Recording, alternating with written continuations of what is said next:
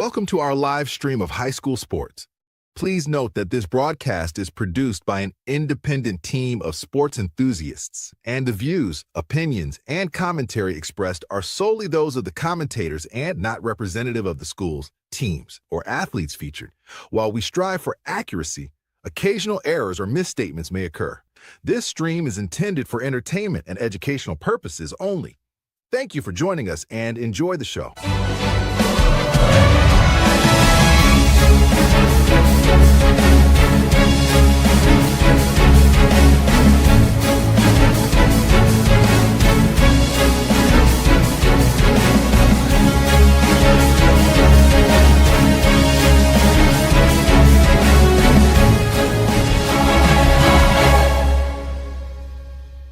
Yeah, come on, let's go. Hey, you ain't never seen nothing like this. Ain't no telling how it might get. It's the hypest right here. High school sports at its finest. So many highlights, you have to rewind it. Hey, Stream City, let me just remind ya. The heart of a lion, the team full of fighters. So many stars on the field, it'll blind ya. They're giving everything they got till the time's up. Yeah, legends in the making. History is made. We just getting started. You ain't seen a thing. YSN, gotta know the name. They gon' bring the flames. They gon' do their thing. Take it to another level, don't hold back. High school, got a passion and we show that. Got the drive and you know they got the heart. Number one spot for your high school sports. Let's go for the win. Hey. Welcome into the Joe Dickey Electric Scoreboard. I'm Mike Ackelson along with Anthony Hartwig. And week 7 absolutely did not disappoint. Some fantastic finishes, some blowouts, some great games along the way. But and all said and done, Anthony, you know what week 7 starts to mean. Teams are positioning themselves. You want to be in the top 4 to get a bye, but most of all, you want to be in the top 12, and also conference implications all the way around tonight. Yeah, it's all about, what can you do to get inside the conference championships, of course, first. But then playoff seeding becomes so important. We have a lot of games this week against teams that are next to each other in the playoff seedings going into the night, and teams took a big step forward. Yeah, absolutely, 100%. Let's check out the scoreboard real quick. We'll give you what we got. We might have a couple games that aren't quite final yet, but we will start up in Leavittsburg, and that's where LeBray falls to Brookfield tonight, 35-14. Good road win for the Warriors. Yeah, we saw the Warriors be close for the last couple weeks, but now they finally put one together and get a big win on the road. And then talk about big wins on the road. Canfield, they absolutely survived. Their defense came through late in this one. They win a squeaker against the Leopards, 23-21 to remain perfect. Yeah, Louisville had a chance down the stretch, and it looked like they might win. It might kick a game-winning field goal, but I believe a sack and a pre-snap penalty kind of delayed that drive and took them out of field goal range. Yeah, absolutely. We move along. Southeast champion, if you had 78 on your bingo card that game, it ended up being a shootout. It was a pretty good game. Yeah, these are two evenly matched teams. Yeah. They're not going to have much aspirations as far as postseason with the struggles they've had, but these were two teams that went into this game thinking we can win this one, and Southeast was the one that was just a little bit better. And then if you like defense, you got everything you could want up at Stambaugh Stadium tonight. Cardinal Mooney and Cheney, they absolutely just battled it out. 10-7 was the final score in that one, and it was a fantastic game. Yeah, so we go from defense to, oh my word, offense, as United puts up 63, and it takes down East Palestine in a big EOAC matchup. Both teams undefeated in the conference, and the Eagles get the win 63-24, the final score there. East Liverpool in a tight one at Brook, but they lose to Brook 21-20, the final score there. The Indians, I believe, Brook Indians, is that correct? I believe that is correct. Get the win over the Potters. Beaver Local and the East also play a very good game. Beaver Local gets the win 28-20 over the Bears.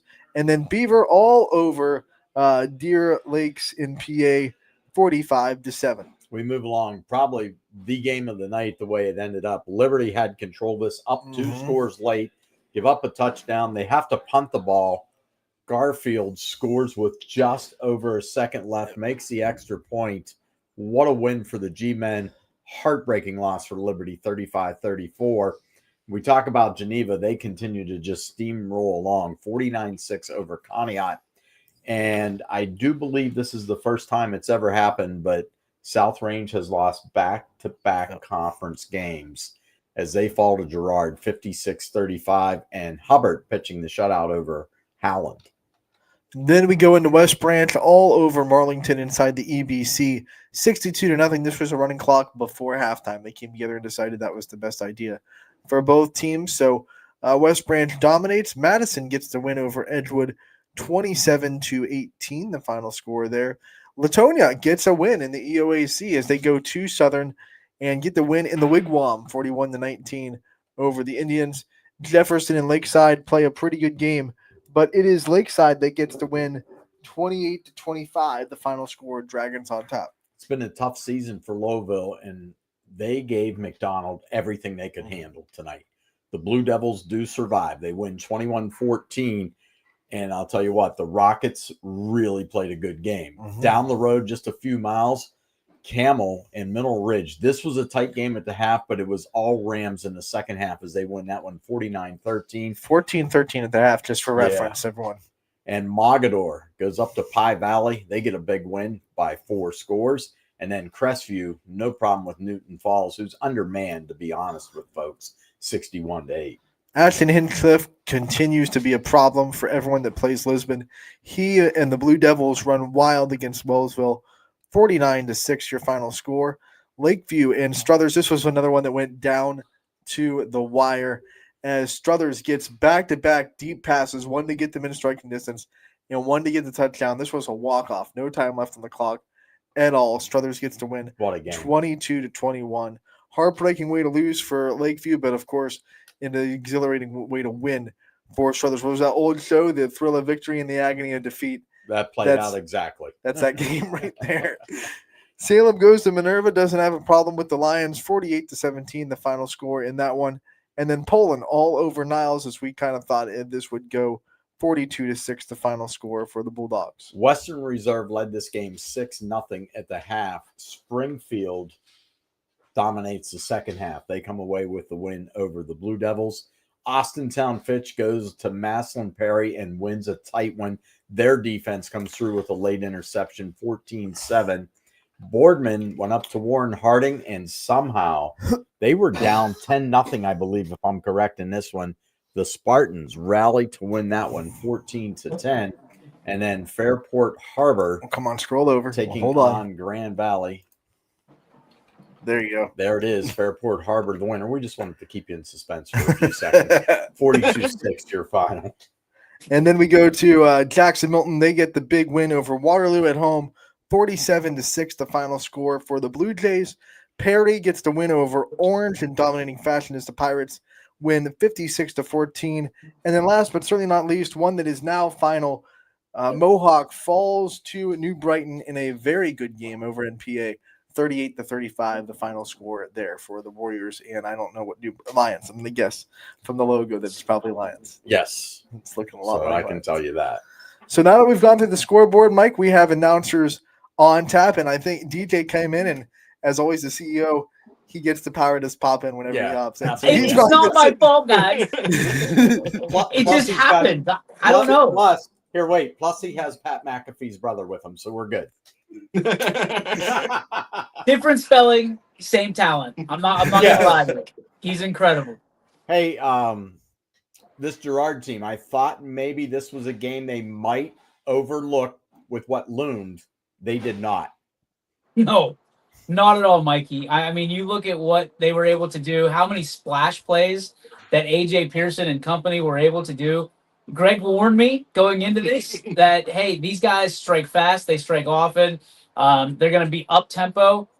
Boy, is Girard going to be a problem for so many teams. And I'm not just talking the regular season. This has all the makings, if they can stay healthy, of a long postseason run, right? Yeah, I mean, the thing that surprises me the most is they're young all over the place. They have a few key contributors that are seniors and that are juniors, like Alan Hess-Cardona and Sam Scott and Jaden Wade. Braxton Sloan. And then they got young guys. They got AJ Pearson. They got freshman Mario Lipinski. So it's a good mix. And it's interesting. I mean, this was probably one of their closest games of the year so far. and they just struck quickly. I think they started off the second half with 2 one-play drives. Both went for big scores. Lipinski had a 90-yard kickoff return touchdown. I mean, they just have athletes everywhere, and it's definitely the making of a special season in Girard for sure. Yeah, this was a game where Girard needed to prove to everyone that they had what they had. What do you guys think they proved tonight to everyone in the area? Look out. I don't. I think they scored every way, but like a defensive touchdown. Yeah. You know, they had a kick return. They just had a little bit of everything. And when you think about how good now this is my first time seeing him outside of on tape, AJ Pearson. You've heard about him.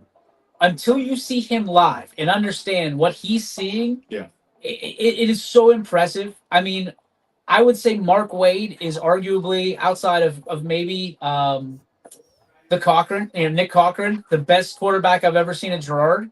AJ Pearson's well on his way. I'm telling you that this kid's going to be special. We keep, fluffing him up as potentially the MVP of the entire YSN football universe. Boy, I think he's the lead horse right now. If I had to set an example, he's special, man. He's absolutely special. And this is a South Range team, guys. Remember, they're not just a pushover. Yeah. This team is not a bad team. This is a team that hung in there with some of the best. They punched up in D2 earlier this season. What does that say about the NE8? I guess that's my major thing, Mike. I mean, you've seen a lot of great football in your years as a sportscaster. The NE8 might be stronger than it's ever been, and it's being run and overtaken by sophomores. Yeah, absolutely, 100%. I'm looking at that game tonight, and we've had our eyes up in Niles, kind of watching that one. Poland took care of business. South Range took care of business. Hubbard took care of business tonight. Struthers with a walk-off win, much needed for that program. You can't take a week off in this conference. You have to come to play. I think the things that I'm going to ask right now, next week, we know what's looming. 2 undefeated teams are going to square off. You can't beat it. Arrowhead Stadium, it is going to be absolute dynamite up there. Are you talking about in the conference undefeated? Yeah. Undefeated In the conference, you got 2 undefeated teams. Like, it literally is for all the marbles next week. And we talked about it during the broadcast. I mean, you think about it, Mikey. How good is that game going to be? I mean, we thought last week was going to be good with South Range and Poland. And Poland obviously did what they did. They shut out South Range, which hasn't been done since 2018 in the regular season. Now you look at what Girard can do.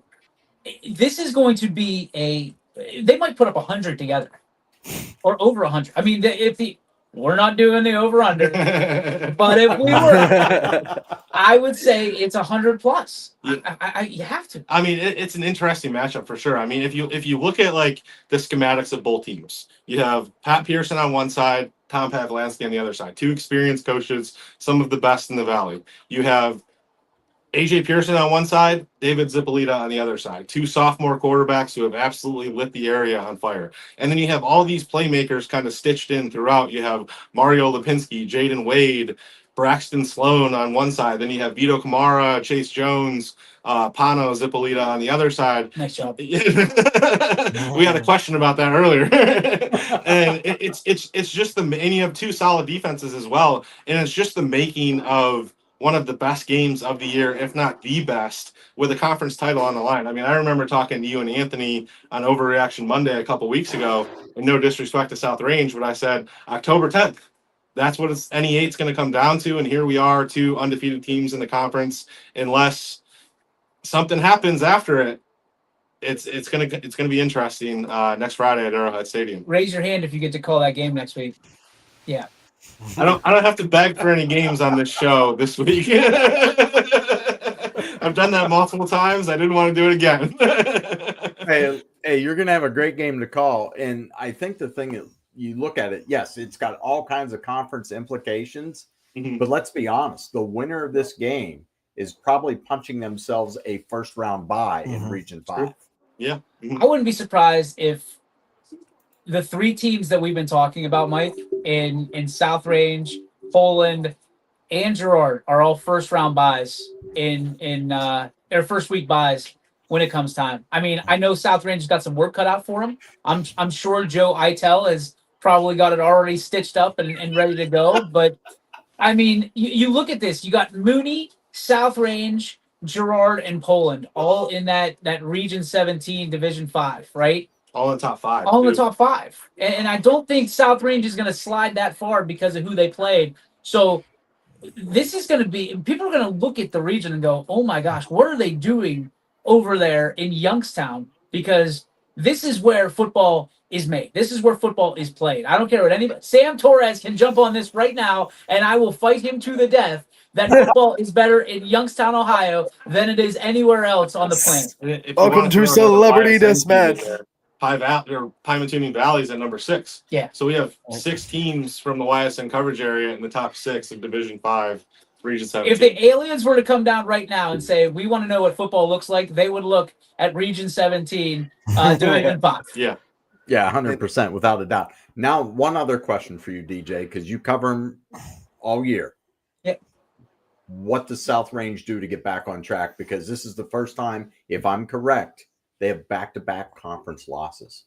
First time they've ever lost to an NE8 team at Romano Stadium. Ever. This thing was built in 2017. Back-to-back conference losses. I don't know about, and I'll have to go back. And you might be able to help me. Was it Niles and Poland the first year? Back-to-back? I knew Niles beat them, but I don't think it was back to back. Niles beat them in overtime in Niles. Yeah. Okay, yeah, I knew it wasn't here. Yeah, But I know it was the same year, right? it was the same year. Okay, I don't think it was back to back. So I mean, yeah, Mikey. To your point, I don't know. I think the beat goes on, right? You've got, and I talked to Dave on what Tuesday night, and Coach Rock said, this is not an excuse. We're young, but it's not an excuse because everybody else is. We talk about the sophomores in this valley all the time and how talented they are. South Range has to find themselves again, and it starts with the players. And I'm not calling the players out by any means, but they need to go and watch. I mean, Andy Hake talks about it all the time. He watches Kirtland. He watches South Range, Marion Local. He's the Mineral Ridge coach, and he's watching South Range footage, getting his guys to play fast, to play hard. I think South Range needs to go watch South Range football, and they need to get back to South Range football and understanding. And because, listen, these aren't just cupcakes that they're losing to. These are dudes that they're finding themselves on the short end of the scoreboard. But if I'm telling them anything, I'm saying keep your head up, look yourself in the mirror, be accountable, and go play South Range football next Friday against Niles. I thought they did show a lot of fight tonight, too. I mean, the way they ran the ball, I've obviously seen Girard play live once, and I've watched them on film a ton. I haven't seen anyone move the ball on Girard defense like South Range did tonight. I mean, they weren't necessarily always punching it in the end zone, but they were moving the ball on the ground, finding room in the air, finding holes in the secondary. Like I thought they showed a lot more fight this week than they did last week. Here's what I'm going to tell you. I'm going to get in real close for this one. Jason Vorshak is an absolute dog. If you didn't see that run, it got called back for a flag for, what was that, holding? I think, I was holding. Yeah. If you didn't see that run, it was the angriest run you will ever see, bar none, in high school football. I'll die on the stake for that one. I'll second that statement as well. if we had like an angry run scepter, it would be going to Jason Borshak. We'll turn it into the guys in Good Morning Football. See if they'll. There you go. Don't do that. That's copyrighted. I'm pretty sure. Hey, we can always get that sponsored. The Angry Scepter. I like it. Let's do it. Anthony, Guys, you have to kick me out of here. I don't have any powers to do that. Thanks for joining us, guys. I know it's been a long night. We have other announcers to get to as well. We'll see you back here if you come back. Here, I'll do it the easy way. Beat it. See you guys. Bye, guys. And that's DJ and Greg joining us. I believe they were still in the press box at South Range. We will go to where it is going to go first come, first serve. So the first announcer that popped in was Eric Hughes, and he is coming off of a very good game between McDonald and Lowville, where Lowville really pushed hard, but McDonald found the way. Eric, how are we doing tonight, buddy? I'm doing pretty good. I haven't really came on the show much this year. It's kind of tough. Both my teams keep losing, but Lowville, they lost tonight, but against a really good 6-0 now Southern McDonald team, played a heck of a game. Had to come on and talk about it. Talk about the way this game broke down, because I thought the Rockets have probably given McDonald their best game of the season. And they just seemed to fire on all cylinder for a while. But in the end, it was the Blue Devils who made the plays late down the stretch. Yeah, I'll be honest. After the first play of the game, I didn't feel pretty good. Drew Zajac, great player. He had a 58-yard touchdown run, very first play of the game for McDonald. But Louisville's defense came to play tonight. They had 3 turnovers in this one, I believe. I know they had 2 of them at the goal line. I know Drew Zajac, he almost had a second touchdown later on in the fourth quarter, I believe. But they stripped the ball at the last second right before he crossed. Louisville picked up the end zone. They had a goal line pick also. The defense kept them in the game in this one. The offense, they had a couple scoring drives in this one, but eventually McDonald's defense, they made the plays they needed to at the end, got a couple interceptions. Yeah, when you think of this Louisville team, and obviously they knew they had a big mountain to climb coming into this game, wouldn't you see out of them to just kind of have the confidence and the mental fortitude to go out and really make this a game and push McDonald and punch them in the mouth and make this one where McDonald really had to work for it? Yeah, Louisville, I mean, came off a tough loss last week against Middle Ridge, 48-16 at home. Ridge, another great team. Louisville, they lost 5 straight coming into this one. But I saw a very spirited team out there. It's the best they've looked all season outside of week 1 when they beat Columbiana, I believe. But just came up short there at the end. But their playoff hopes probably looking bleak at this point. But at the same time, you still got 3 games left to play, I believe. So you definitely still have a chance to finish the season strong. All right. We appreciate it, Eric. We got a lot of people hopping on tonight, but we know you saw a great game tonight. Didn't end the way you were probably hoping, but you'll take that in high school football any day of the week. You know, your team may have lost, but they played a great game. There's a lot of positives to build for the Rockets off of this one. For sure. Big Take Hughes. We'll see you soon, buddy. Later. All right, Eric Hughes pops out. Now we have the boys from Hubbard, Luke Manzo and Brady Fabrizio coming on. Boys, I know. you ready? Ready to go? Hold up. Wait a minute. We got it. Go the other way. Other way, guys. Hold on, I'm gonna tell him. Welcome to live streaming. It's coming. All right. Now we have no announcers. Oh, wait a minute. It just went from 2 in the can to nobody. Well, here, we got Mike in. You know, this is perfect. Let's go to Mike first, Mike Mannion. Mike, you got to see a dogfight in the first half down at Camel Memorial tonight. Man, I couldn't have said it better. Like this was a crazy first half, and Ridge was in a dogfight, and that's a great way to put it. Campbell came to play football tonight. Ridge's special teams were a real Achilles heel in the first half. DeAndre Brown, this maybe small in stature young man for Campbell, but just fast as lightning in a bottle. Tore Ridge up in the first half, had about 160 yards in kick returns, including, Ridge finally got their offense rolling.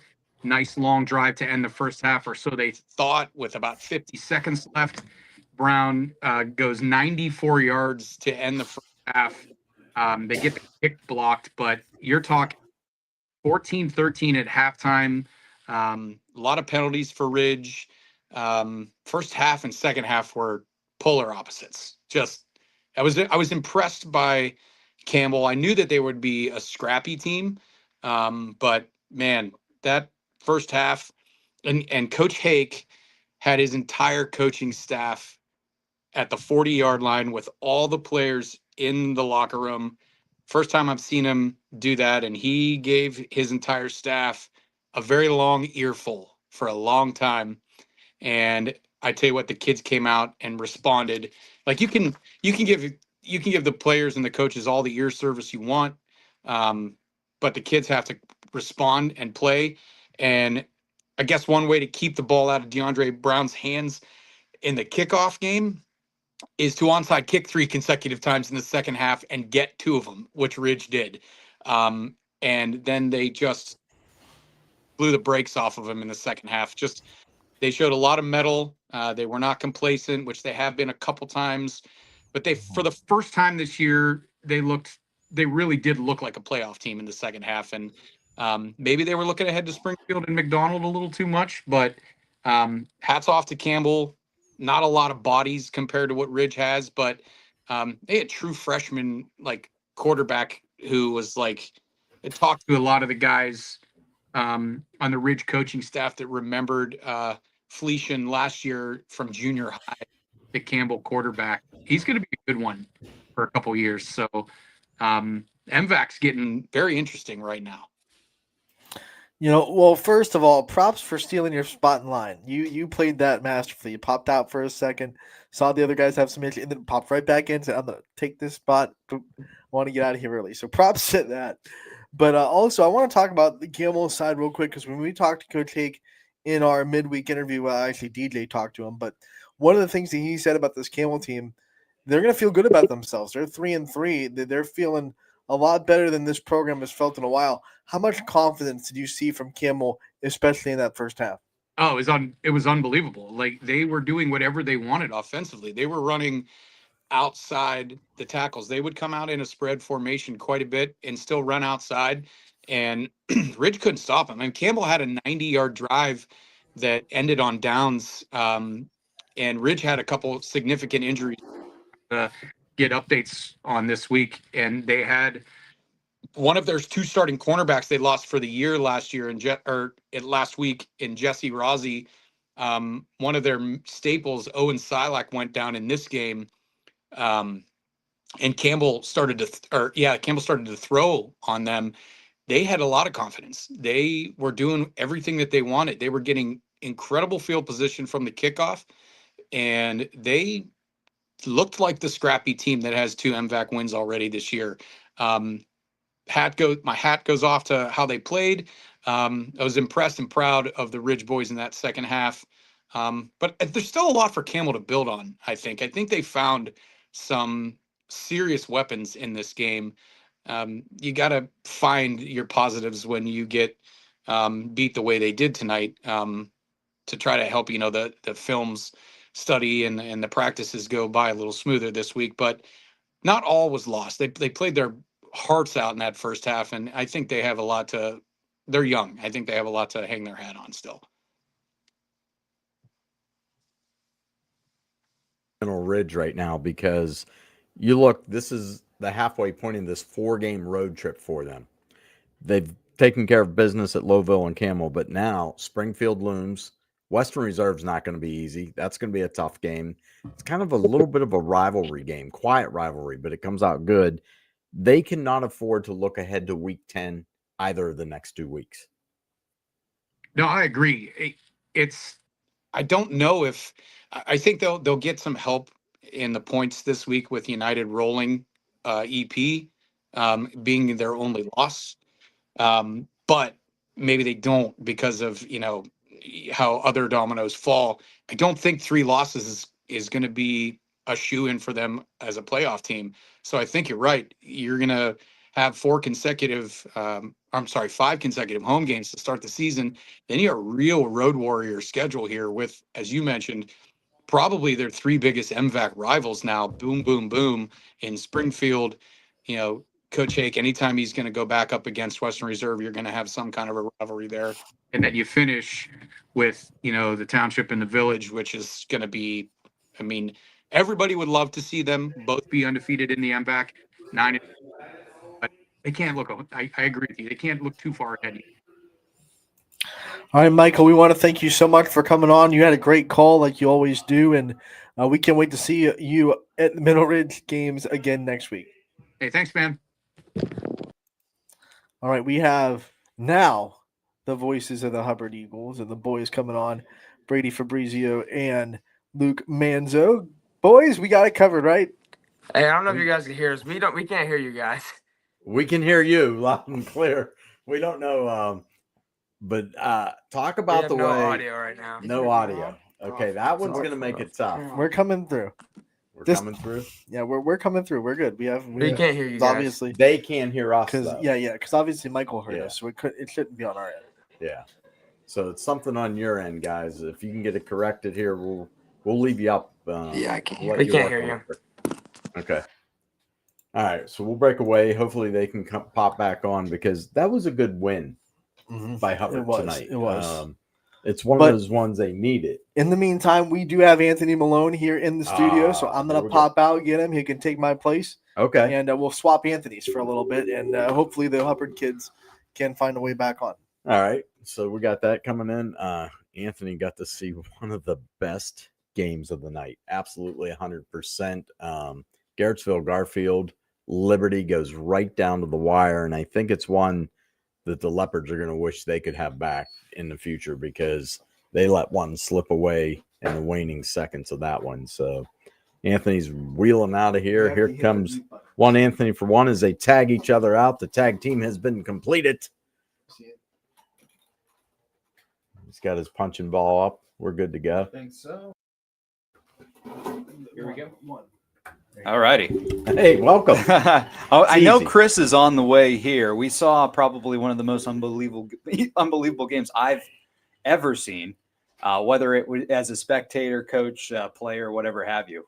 At one point, we were literally sitting here and like it gets down to the gritty part of it, and we're like, okay, this game's pretty much. We're about 2 plays away from saying, okay, this game's over. And that was like that all the way back to the first quarter. And with that being said, we do have Chris. That is. He can join us. Yeah, we can get in here. He's grabbing an extra chair. But All right. no, I mean, when looking back in the first quarter, the score being what it was, in my heart of hearts, I kind of cast some doubt as to how this game was going to go. Yeah. Maybe it was going to be, a quick blowout. We finish our day pretty quick, and then we go home. That is not at all what happened. The perseverance of Garfield and taking opportunities when they could. And I mean, I don't know about you. Looking back, as I thought about it on the way home here, we're still trying to recover from just seeing what we saw in person. Yeah. The first thought that went through my mind is we need to invest in pickle juice for Liberty with the amount of cramps that they had in that second half.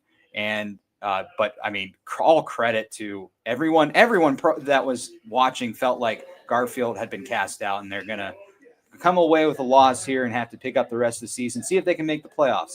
That didn't happen. Yeah. Well, and I think the thing that you guys got to witness is you absolutely saw the G-men snatch a victory from the jaws of defeat. Oh, without it, you guys can hear me all right? Yeah, I can hear. Without a doubt. I looked at him and in the third quarter, Garfield was within 13, 27-14. I looked at Anthony. I said, I think they got some momentum on their side. They finally made Liberty punt for the first time in the football game. No sooner did we say that than the snaps flies back past the quarterback into the end zone about 30 yards. I forgot about that. Every player we think touched the football on the field. It wound up in the end zone. Dwayne Moody wound up with the football. Go figure. He seems to find the football in the end zone all the time. Puts them up 20. I said to Anthony, I said, boy, it just felt like the air just came right out of the balloon then. It did. And hats off to them. There's a little over 4.5 minutes to go in that third quarter.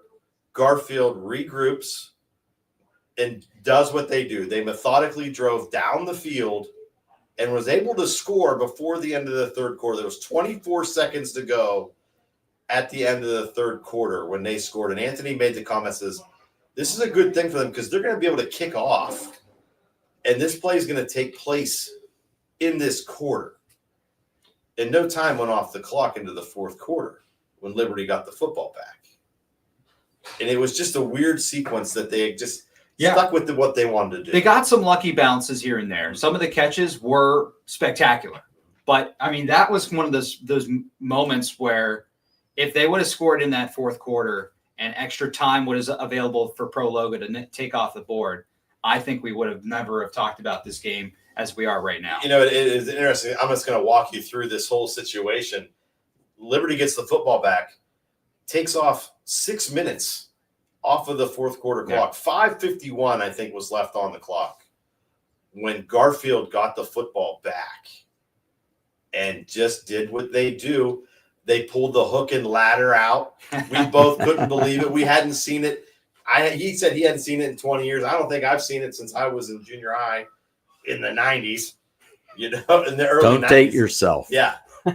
Able to get down the football field and score with I want to say there was 2 minutes and some odd seconds left, I believe. Yeah, 2:30 maybe, something, I something think. around that in that time frame. All 3 timeouts. I looked at him. They got all 3 timeouts. Now let me question here.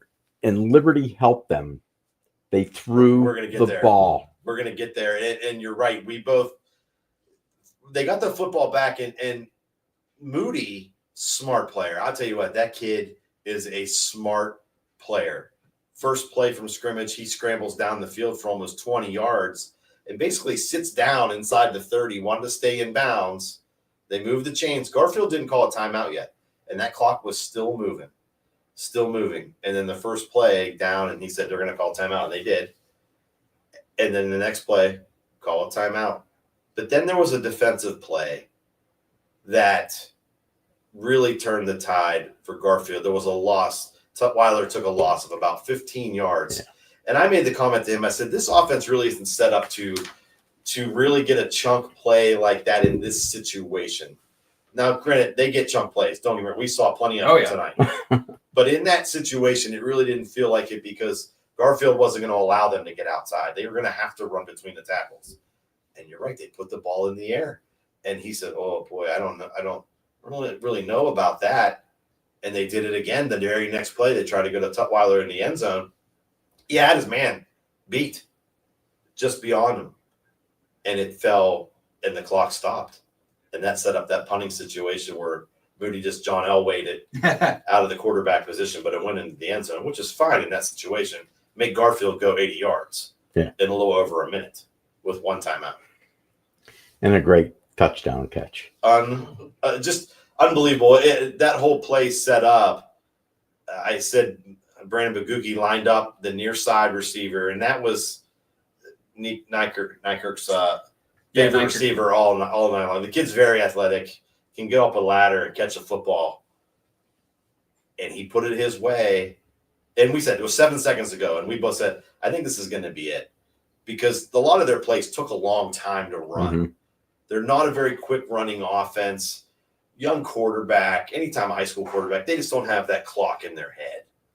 And 7 seconds, I think, was going to run off that clock. And he was one-on-one, and the defender fell. And that's all it took. Those are victories you'll remember the rest of your life. Those are also defeats that you will never get over. What do you think?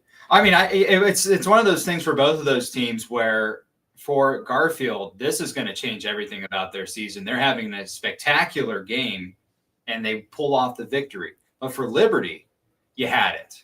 And it just miscues and, giving up big plays. They had the lead until 1.7 seconds left in the game. Entire game. Mm-hmm. From the second play of scrimmage of the game until 1 second to go. And before we go anywhere, Hannah Timmons. Yeah. Ice in her veins. 0 for 2 to that point on point after. And he kind of forgot about that too. And that's why they were going for 2 a lot prior in that game because she had been 0 for 2. There was an offsides prior to that snap. And he said, boy, I think they may think about going for 2 here because this is an offense. They can run the football better than anybody. Better. They're averaging just over 300 yards a game on the ground. To get another yard closer to that goal line made you really think. And they marched her back out there. Liberty called timeout.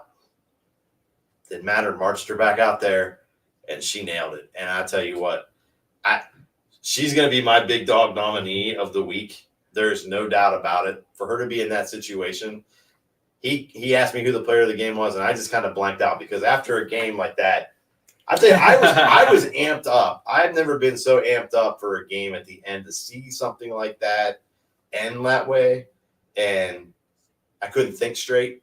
And he had said her, and I said, absolutely. Well, here's the thing. As you two drive home tonight, you're still digesting this. Yeah. Oh, there's no doubt. There's going to be a certain play that you'll think, and you'll be like, ooh, I didn't mention that. And you'll be the same way. And when you get up tomorrow morning, you're going to be like, but wait, there was this play. And it'll run through your minds all night. I just know, I was watching the last 7 to 8 minutes of it. I literally put it on my iPad here, and I'm like, this game is phenomenal. And it came out of nowhere because I was literally, as the night goes on, you know how it works here, Chris. Yep. Hey, we're kind of done with this game. Yep. And we were literally, and I flipped to Canfield, who ekes one out. I flipped back and I'm like, oh, wait a minute. We're not done. They're driving. And it just kept going and going and going. And it had that feeling in that third quarter when Liberty went up 20. I thought, well, man, that was they absorbed Garfield's best shot, and really their best shot was making them punt. Yeah, at that, getting the football back, and then giving it right back the touchdown. It really just sucked the air out of that momentum, any momentum that they may have gained to that point. And then I told him, hats off to Coach Moser, and that entire program. He clips the 100-win mark, 13th coach to ever do that in Portage County a week ago. And there's a guy that averages 7.9 wins a year. And we just saw tonight why. That team didn't quit. They kept with what they do, didn't alter the game plan at all, kept huddling up with less than 2 minutes to go, with not even, don't care. We're going to run our play. We're going to run in that clock. We're looking. We're inside a minute. You had plays that took 17 seconds. I will say this. I've always appreciated this out of Garfield. They just take care of their business their way. Yes. Nothing rattles them. And that comes from the coaching staff down. Because if they don't get rattled, the kids don't get rattled. And the kids know, I don't know how to say this, and I don't want to say it wrong, but they don't know any better. They just live Garfield football. So they do what they do. Anthony made a great point early in the game. Dion Tutwiler scores second play of the game. And their offense goes out on the field, and he says, they need to just forget about that. That was a defensive play that we just gave up. Your offense is now out on the field. And from there, and then Moody, boom, the next time they get the football, takes it in. And before they could blink, they're down 14-0. Doesn't matter. They're going to play their football. Yeah. And eventually they made Liberty try to play their football. Because Liberty started running the ball between the tackles. And it was wise coaching. Yeah. But that's Garfield football. Yeah, you feed into that, and it's just they're their own animal. There's certain programs that are their own animal. They are one of them. It's just, I just can't quit thinking about it. It was just an unbelievable game. I got to be honest. The look on both of you guys' faces is like, are we ever going to get another game like this season? Like, because you don't know that you will. I know, and I heard you guys talking to Greg and DJ and asking about, raise your hand if you get to call this game next week. I get to be with Greg next week for that game, and it's gonna be hard to top this one. Yeah, that we just saw. Yeah, and it could very well, but it could not. It's just one of these games. I think if you're Garfield, you're smiling all night long. There's no doubt about it. And I haven't seen an update yet, but this one could ultimately be the one that doesn't let Liberty get in. Well, and I'm glad you say that, because I write that down before the game started. They were sitting at 10th before tonight's game. Now they have LeBray next week, who took a really tough loss tonight. Yeah. And that hurts Liberty too. Mm-hmm.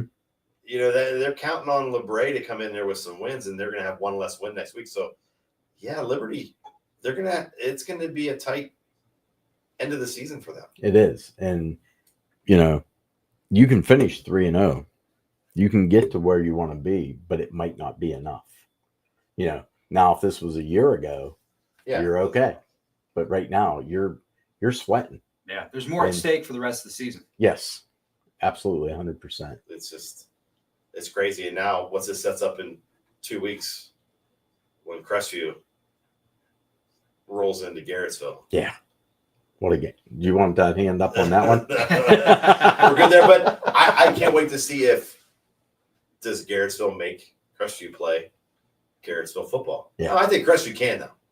Well, they do a great job of running the football. I saw them play Brookfield last week. Do a great job of running the football. But they have a lot of other weapons too. So it's going to be mono and mono. I mean, it's going to be a great game. Yeah. And this is what's great, because, this has conference implications, playoff implications. Like, it had it all. And like at some point, and most Garfield fans probably down 20 were going, ooh. We were too. Yeah. And then all of a sudden you make a play. Like you said, how important and how big is it? You score in the third quarter, Get that. Now you go to the fourth quarter and just Liberty kind of is just trying to drain that air out of you. Play by play, each step just stepping on you. But when they don't convert, now a little puff comes back in you. And it's all they needed. That's it. It's just, I still can't digest it. I really can't. It's just, there's no better term than what you said is they got that victory from the jaws of defeat. I mean, it just, and they took it. Yeah. They just took it. Yeah, they seized the moment. And it's what's great. You know, everybody will tell you any given Sunday, any given Friday night, something amazing can happen in high school football. And tonight we got to witness it. Not only in your game, Struthers with a walk-off win. Yeah. It took a 40-yard pass play to get them in that position. And then you take another 40-yard pass play for a touchdown. For a team that's just been getting it handed to them week after week after week. And now week 7, same thing. Don't quit. Just keep playing. Yeah. Believe in each other. And eventually good things are going to happen. Yeah. And again, they were down 2 scores. They didn't give up. I watched Canfield tonight, Louisville driving down the field on them. And I'm thinking, I always thought Louisville always has a kicker. They didn't get in that position to kick it. You know, that defense comes through. Fitch on the road tonight, big interception to seal their win. So you look at things and just how different things are. Teams made plays with touchdowns to win, but we also had teams that made plays on defense to take wins. So it's great. And I feel for the kids at Liberty. Yeah, I do. Oh, yeah. They played. They did everything they possibly could to win the game. And it just, you saw kind of how that ending went. It was a short pass that they were able to complete, and they got the touchdown. That's how it was. Yeah. Well, and that's the thing. Like, we're happy for Garfield. Sure. My heart breaks. Oh, yeah. For these teams that lose like this because you know they put everything into it. Lowville gave McDonald everything they could. Yes. Forced 2 turnovers at the goal line. You know, like those kids, and they've had a tough stretch. That's a heartbreaker for them to lose. And you just look at it and you're like, I'm happy for those who won, but my heart does break for some of those kids because they put everything into this week 7 matchup. I told him, I said, these 2 teams were maybe 2 of the more physical teams that I've seen this year. Even Liberty up front, they held their own against that Garfield offensive line and defensive line. I mean, their lineman for Liberty was in the backfield quite a bit tonight, often. Disrupted the running game a lot, and they made plays. They didn't have to rely on their athletic skill players in the back of that defensive team. They did a great job up front. Well, and the big thing with Liberty, it's the first year under this staff. If you don't think that Coach Perlogo is going to keep building this, we know what he did at JFK.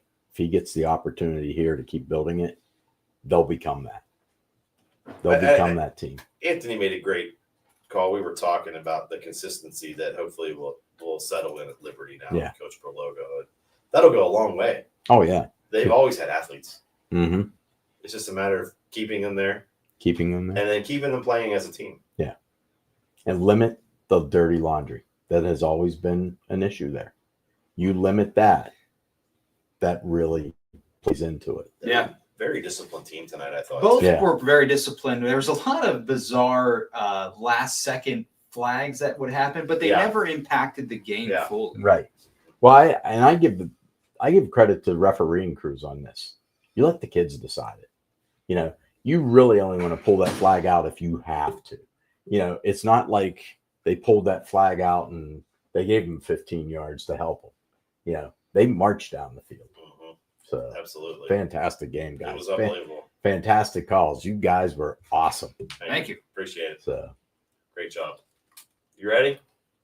Come on. All right. So Thanks, guys. we'll swap you out. These guys talked about a great game at Liberty. Fantastic. Not the way the Leopards wanted it to finish, but Garrettsville, Garfield, man, they took care of business when they had to. So just a perfect game there. Can't beat it. And Anthony's wheeling back in here. And you were out there listening to it. Your thoughts? You got anything to add to that? I think you guys said everything that could be said about that game. I mean, so much happened, obviously. There were so many things that went into Garfield getting the win, and I think I just want to re-elaborate how heartbreaking it is for Liberty and how exhilarating it is for Garfield. So it's like we said it earlier when we went over the scoreboard. It is literally the thrill of victory and the agony of defeat personified in one game. Oh yeah, absolutely, 100%. So we're getting close. My good friends Dana, Brittany, they're going to be heading on the air here in a little bit with the overtime report on WFMJ. We hope you tune in and watch that. But before we go here on the Joe Dickey Electric Scoreboard, we're going to wrap through these scores one more time. I'll let you lead off on the first line. All right, here we go. So Brookfield goes on the road. We talked about it with Liberty's next opponent. LeBray takes a tough loss to Brookfield at home. 35-14, your final score. Canfield, maybe the toughest road trip of their season, and they get it done 23-21 in Louisville. A big win for the Cardinals over the Leopards.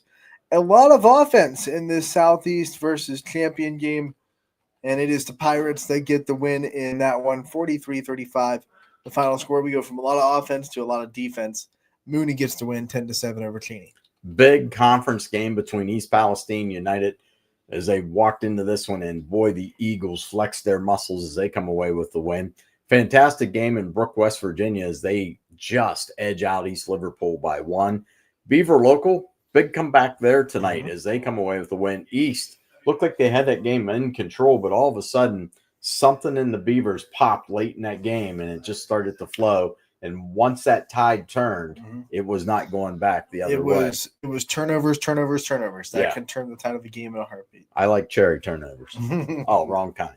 Anyhow, Beaver over in Western PA, they come away with a big win over Deer Lakes, 45-7. We just talked about it. Garfield with the win over Liberty in the final seconds, 35-34, and Hannah Timmons with the game-winning PAT after struggling early on in the night. Geneva gets a big win over Conneaut. No trouble here for the Eagles, 49-6. That is the final score.